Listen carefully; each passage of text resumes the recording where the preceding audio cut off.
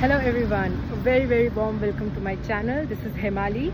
For all the people who have subscribed lately, I just want to thank you from the bottom of my heart to join this channel and appreciate the content and sort of support the movement that we're all in currently globally as a world, that we have to understand ourselves and raise our consciousness and our vibration and frequency, ultimately that of the earth as well. And for all the people who will be subscribing after watching this video, do join, do check out my playlist, or do check out some of the videos that I've made earlier, and if it makes sense to you, do drop a comment. Now in today's video I want to discuss some of the things that we must take care of if we want to be in a relationship, and it is not just for romantic relationship. This video is applicable for some of the points that I may be discussing, that I will be discussing. They are applicable for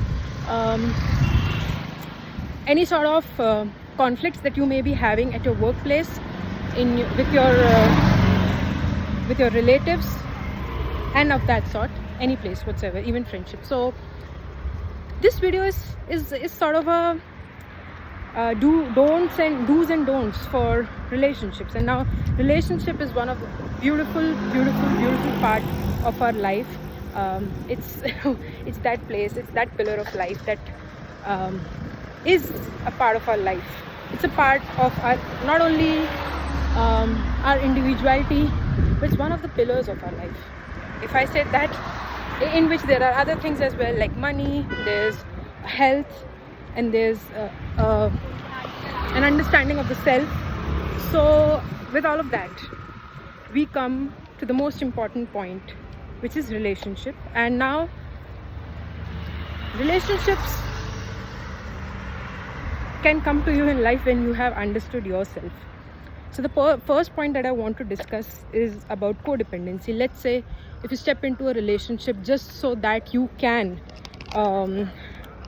sort of pass away or give accountability, give away accountability to someone else, because you cannot take charge of your life by any chance or any means. When we depend on our partners, it's well and fine, but when we depend on our partners with unrealistic expectations, that is what can lead to a codependent nature.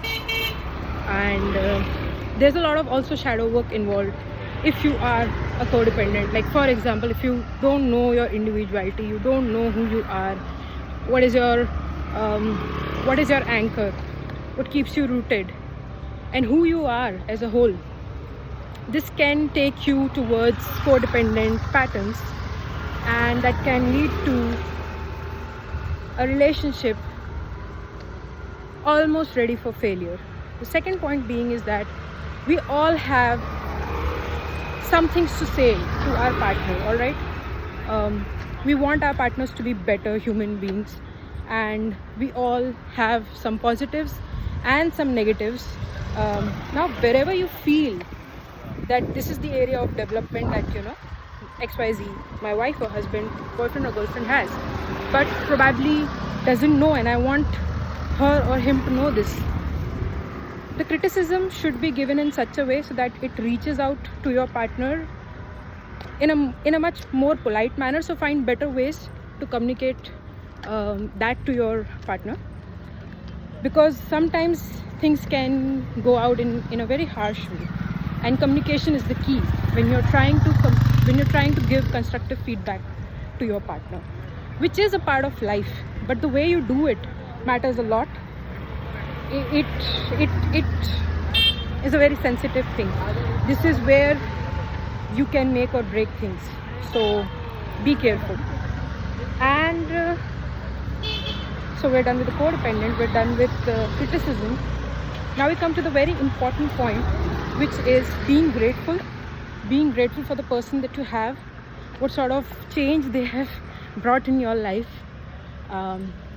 It's an important point that there must be something. Sometimes the relationships become very bitter, and we find it hard to be grateful, we find it hard to be thankful for our husband or wife, sometimes friends also. boyfriend, girlfriend, whatever, be it a long-term or a short-term partnership that you have, it is very important to have at least one or two things that you're grateful for. It is just like when you're solo in life, when you're single, when you're an individual and you're all by yourself in life, all the things have given you so much. There's abundance, but you don't find a lot of things that you're grateful about. And this mind can play games with you. It's very similar to what we experience in a relationship as well. Your mind can play games, so be mindful that not only you're grateful, but you also convey that to your partner. That is that is the key. You communicate that to your partner. Just responsibilities and just the chores alone do not do it. And while a big chunk of your time can go in just doing the chores and finishing the responsibilities of the house, however, there will be some time wherein you spend some quality time, you do things together, and this is where you can communicate. So be a good opportunist, be on the lookout for this opportunity. Now, that being said, we have covered this point as well.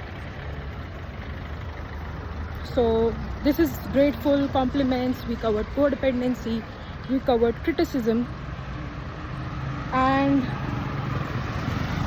I think I also covered do not jump from one relationship to another. When you are this is a do not for all those people who went through a breakup and are on the lookout for another relationship, like just like that. Do not do that. Do not jump from one relationship to another.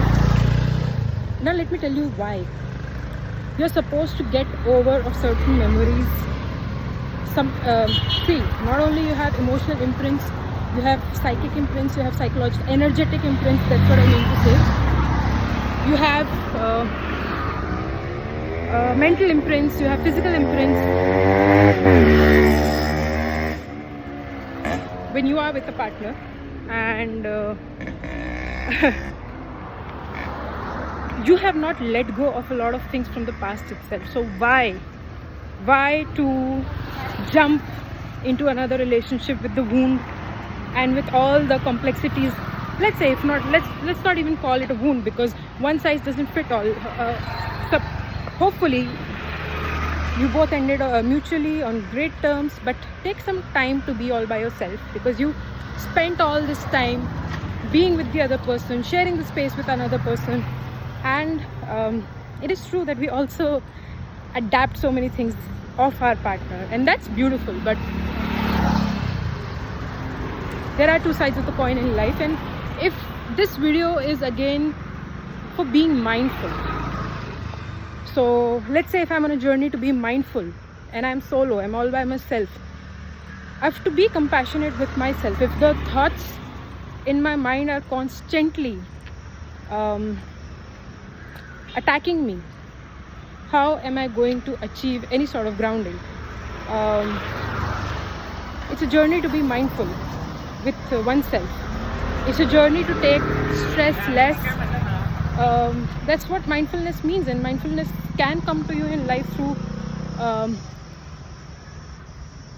because of many reasons. So similar is the path to be mindful in a relationship. When you need to be mindful in a relationship, you've got to ensure of all of these things, and above all, if you're not codependent, you'll enjoy your individuality as well, without feeling that I have lost a sense of myself. For now, this is enough for this video. I wanted to keep it short. I actually even recorded a short version, but I lost it somehow. So I hope this video makes sense to you and you derive a lot of good things and positive things out of it. And I'll see you soon. Take care, and definitely like the video if you liked it. Drop a comment, share it with your loved ones. I'll see you soon.